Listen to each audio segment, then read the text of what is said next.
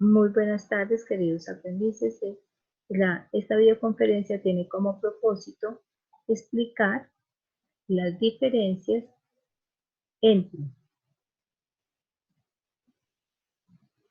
el acuerdo 565 del 2016, el cual estuvo vigente hasta el 31 del 2019, y un nuevo acuerdo 617 del 2018, el cual entró a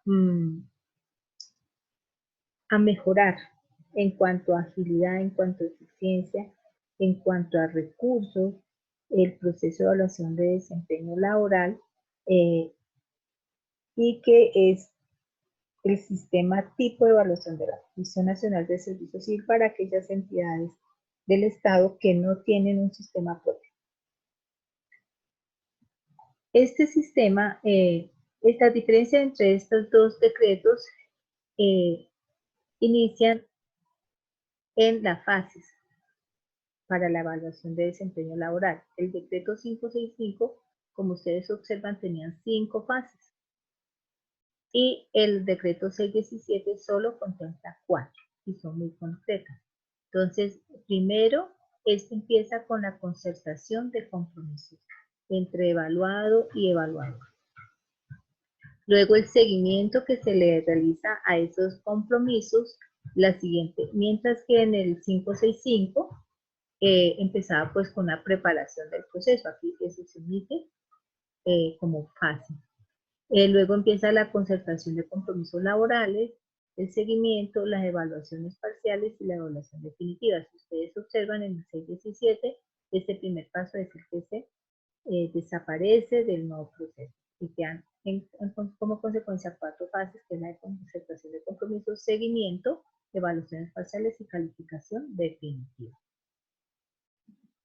Otra diferencia es la persona responsable de la formación de la conformación de la comisión evaluadora. En el 565 era el jefe de la entidad o nominador. En el 617 es el jefe de la unidad de personal o quien haga sus veces.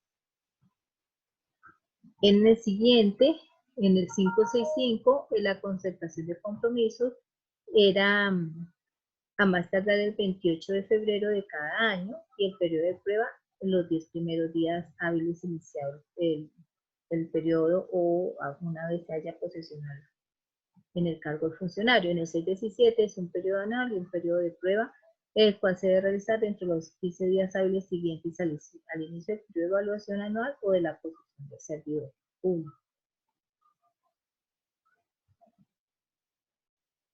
En cuanto a la concertación de compromisos, en el 565 era trimestralmente,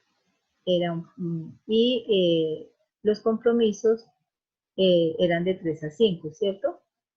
Era un periodo anual ordinario, pero en el periodo de prueba era máximo 3.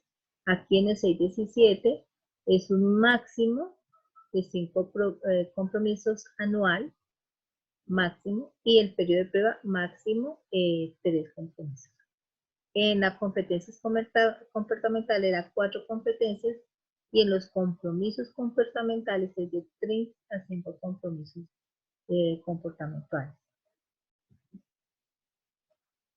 Y además aquí en el 617 se incluye que el nominador de la entidad podrá proponer la inclusión de 2 compromisos que considere pertinentes de acuerdo a la misión o a los objetivos o metas de la entidad.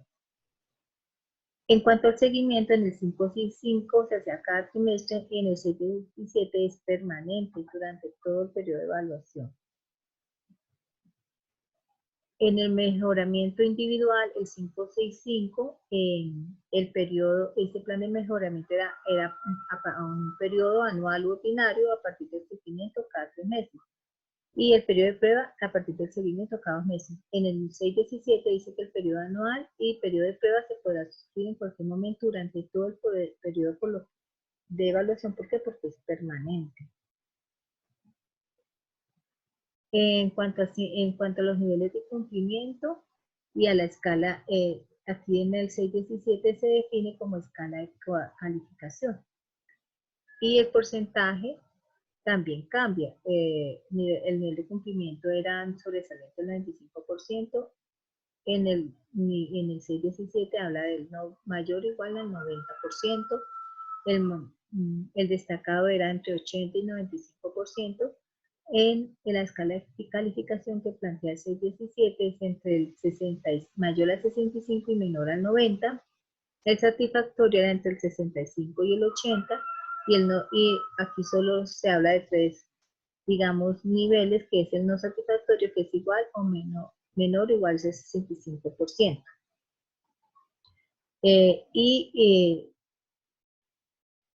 En este 617 además se aclara que se elimina el nivel destacado y que los porcentajes para los niveles sobresalientes satisfactorios amplían su rango en un 5 y 10% respectivamente.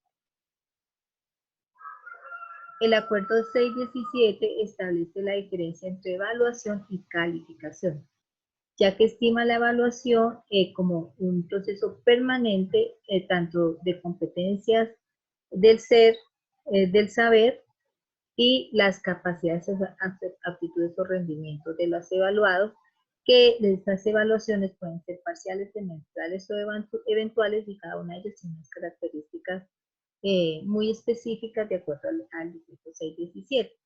Y la calificación la aclara como aquel porcentaje o valor cuantitativo que se asigna de acuerdo a las evidencias que den cuenta de su desempeño y comportamiento.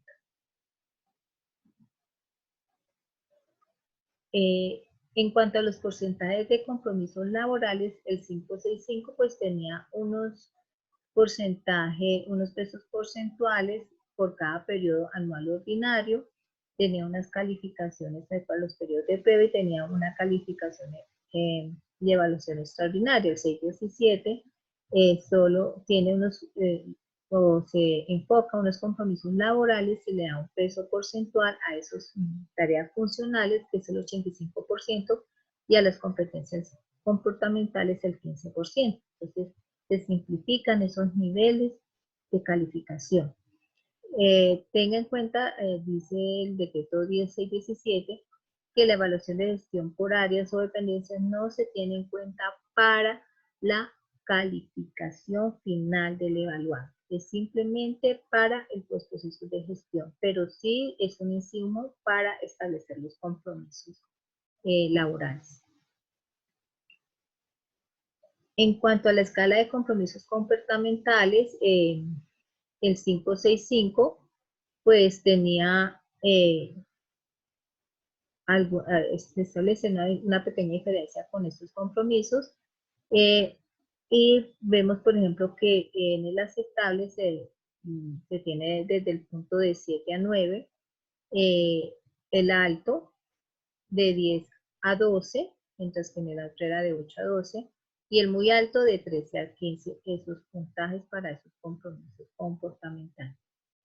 Entre las evidencias en el 565 se hablaba de un portafolio de evidencias, unos tipos de evidencias de desempeño de producto, mientras que en el actual, en el 617, las evidencias serán consignadas en el instrumento dispuesto para tal fin, y cualquier elemento objetivo podría constituirse como evidencia.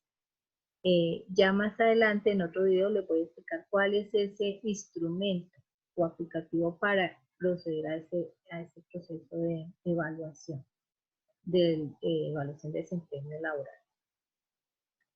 En las evaluaciones parciales eventuales, en el 565, estas establecían que procederán siempre y cuando hayan transcurrido más de 30 días calendario a partir de la última evaluación realizada, y aplica para todas las situaciones citadas en el numeral 2 del artículo 25.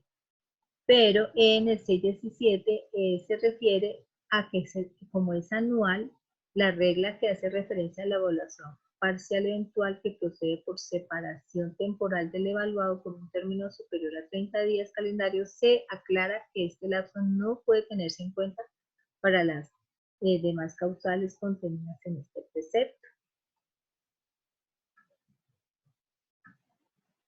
La evaluación de los servidores públicos, la evaluación de los servidores administrativos del sector educativo, perdón, aquí, y se refiere a este acuerdo, al artículo 20 del acuerdo 17 del 2018, donde dice que es el secretario de Educación o quien haga sus veces el que fijara uno de los compromisos para los servicios públicos de la planta administrativa, y los compromisos serán concentrados entre el rector o director rural, según el caso, y el servidor evaluado, y los compromisos deberán ser evaluados por el rector o director rural. En cuanto a los instrumentos de evaluación, había 11 formatos en Excel, que son los que ustedes han venido como desarrollando en estas 3 primeras actividades.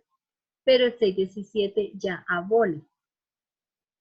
Desaparece esos formatos en Excel y crea un aplicativo a través del cual se lleva todo el proceso, tanto desde la primera fase, que es la de compromisos laborales, como la fase de seguimiento y hasta la fase de calificación final. Entonces, en este sentido, pues a partir de este video vamos entonces a aclarar en qué consiste cada una de las fases y los actores de la evaluación de desempeño, que será publicado en las siguientes horas.